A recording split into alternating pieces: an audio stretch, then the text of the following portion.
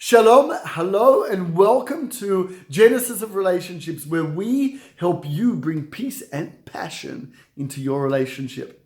Last video, we spoke about the verse number 26 in the first chapter of Genesis. Let us make man. We said God was perhaps speaking to the angels. Why was he doing that? In order to teach us a lesson that even if there is someone who is less knowledgeable than you, less important in a certain situation, humble yourself and allow them to feel part of that vision. Allow them to offer their advice, because what that can do for them is great, great things, especially when we're speaking about our children, who so many people unfortunately often put to the side and say, no, you don't need to give your opinion. You're only 3 years old. You're only 6 years old. You're only 13 years old. And instead of putting them down, we have to invite them in, like we are taught by God. If God can invite the angels into the vision of creating man, we can invite our children, who are an essential part of our life and our family. Let's look at a different option. Maybe God was speaking to the earth itself, the physicality that he had already created. Now, remember, this is the sixth day of creation. God has created everything, and he's just waiting for man and woman to be created.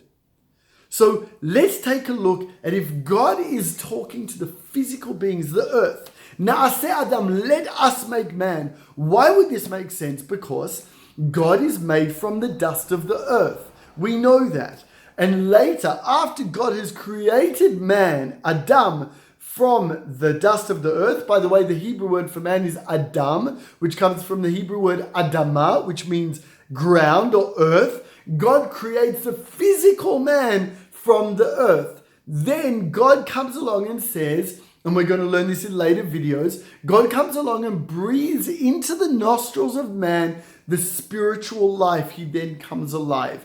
That breath of air that God gives to Adam is actually his soul. It is a part of God himself. How do we know that? If I take a deep breath in, and then a deep breath out, and then I try and talk. I can't talk because I've given something of myself in my breath.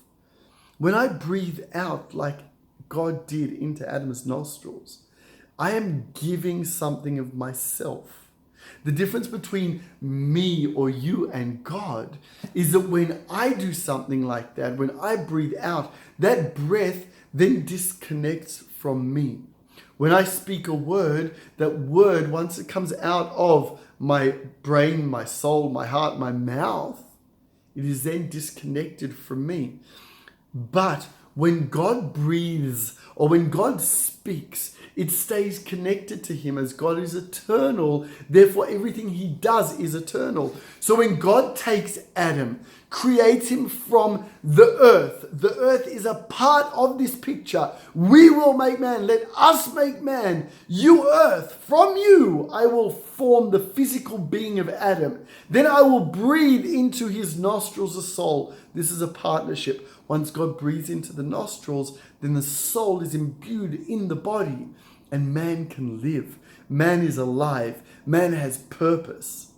So, Na'aseh Adam, let us make man, is the earth and God. Obviously, it's not the earth by itself. It's God using the earth to bring man's physical being into being, and then God's spiritual breath, soul, gives him and you and me life forever. Like we know, we're returned to the dust from where we came, but our soul is eternal. Our soul is eternal. Why?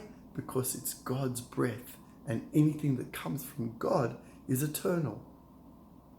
So, don't look at physicality. Don't look at the earth and push it away. God wants us to embrace physicality and breathe the life of spirituality into it. Our marriage is not just physical and it's not just spiritual. It has to be both. We have to understand our wife, our husband's physical needs in order to provide for them. And at the same time, What do they need spiritually? What do they need emotionally for me? Because from the moment Adam is created, it's a partnership.